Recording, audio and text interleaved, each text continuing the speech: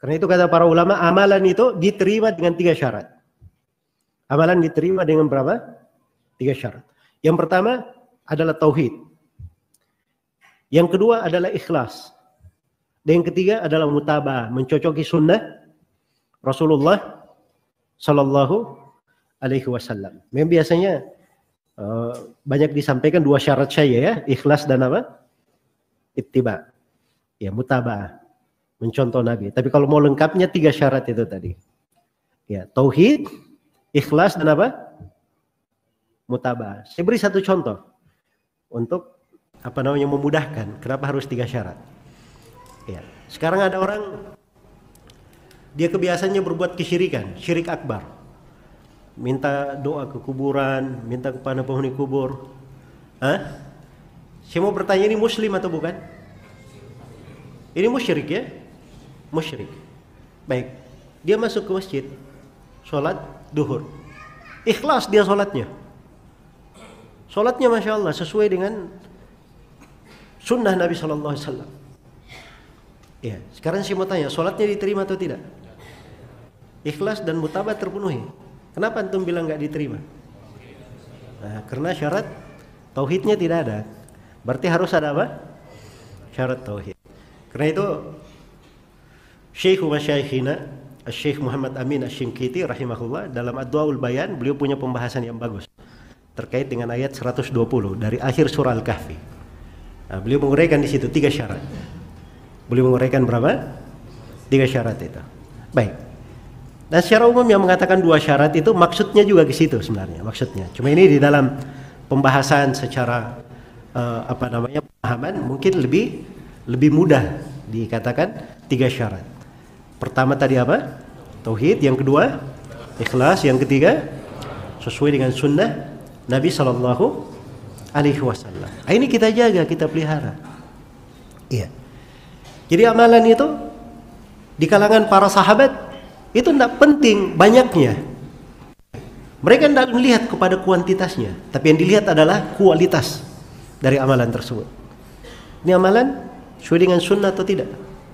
Karena itu kata sebagian sahabat, seorang tidur di malam hari, berbuka di siang hari, itu kadang lebih baik daripada orang yang sholat 1 malam suntuk, dia puasa di siang hari. Ya. Yang satu disertai dengan khasyah, dia tidur tapi ada rasa takut kepada Allah. Yang satunya lagi dia banggakan amalannya. Oh, saya sholat, saya puasa. Ya. Beda antara keduanya. Jelas ya?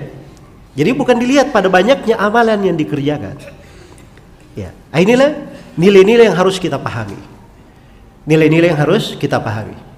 Karena itu kata sebagian as-salaf rahimahullahu ta'ala juga, rubba amalin sagirin tukabbiruhun niyah, wa rubba amalin kabirin tusaggiruhun niyah. Kadang ada amalan yang kecil ini menjadi sangat besar disebabkan karena niatnya. Kadang ada amalan yang besar, mungkin pelakunya yang melakukan amalan ini luar biasa, jerih payahnya di dalam amalan, luar biasa harta yang dikeluarkan di dalamnya. Tetapi karena niatnya kecil, akhirnya amalannya juga menjadi apa? Menjadi kecil juga. Nah, karena itu perhatikan baik-baik terkait dengan masalah apa? Masalah niat ini. Iya. Dan ini memang dibahas di pembahasan buku-buku tauhid, ada pembahasannya. Dan itu pembahasan pokoknya di situ.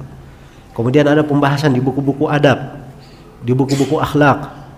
Iya. Memang dibahas di situ.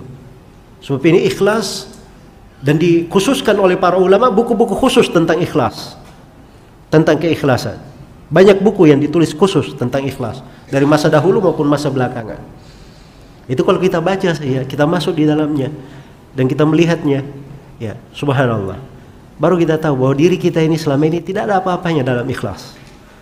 Ya, tidak ada apa-apanya dalam apa? Dalam keikhlasan. Dan orang-orang yang sampai ke jenjang yang sangat besar di tengah umat ini, rata-rata seperti itu. Ada orang-orang di akhir hayatnya mengkhawatirkan dirinya bahwa dia kurang ikhlas di dalam beramal. Padahal amalan-amalannya sangat besar sekali. Luar biasa di dalam apa? Dalam keikhlasan. Itu kita lihat ya pada sejumlah guru-guru kita yang mengajar kita, ya hal-hal yang luar biasa. Tapi keluar darinya kalimat-kalimat yang kita tidak sangka. Iya. Jadi kalau saya pikir ya, seperti guru kami di Yaman dulu, Syekh Mukbil rahimahullah, kadang beliau mengajar itu, saya biasanya duduk agak depan, murid-murid beliau satu kali taklim itu, yang hadir mungkin lebih 2000 orang, ya, pakai mikrofonnya nggak ada listrik sana, pakai aki saja, ya. Jadi kadang mikrofonnya kurang terdengar, makanya saya lebih senang duduk di depan. Jadi kalau ada masalah dengan mikrofon saya masih dengar. Nah, suatu hari beliau batuk, saya lihat darah di mana, di sapu tangan beliau. Cuma beliau biasa aja, santai, kayak nggak ada masalah, ngajar terus. Setelah itu baru beliau dioperasi rumah sakit sana. Nah, ini hal yang menunjukkan apa? Keikhlasan.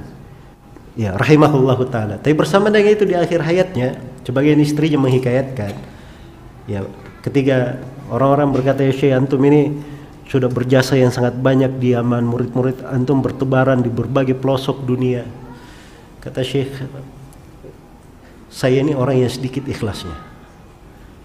Ya, orang yang sedikit apa? Ikhlasnya. Memang jenjang ikhlas itu seperti itu. Dia pasti akan masuk mengarah kepada diri dia sendiri. Dan ketika dia lihat diri dia sendiri, dia akan benci dirinya. Saya belum ada apa-apanya. Nah, itu bentuk dari ikhlas. Jelas ya? Tapi kalau seorang selalu membanggakan apa yang dia kerjakan, apa yang dia amalkan, merasa lebih tinggi daripada yang lainnya, ini hal-hal yang bisa merusak kualitas amalan, bahkan bisa menghancurkan amalannya. Dan itu kadang kita tidak sadari. Kadang kita tidak apa? Tidak menyadarinya. Maka ini satu pintu saja sudah luar biasa ya, di dalam masalah keimanan. Benarnya tauhid. Iya, benarnya tauhid.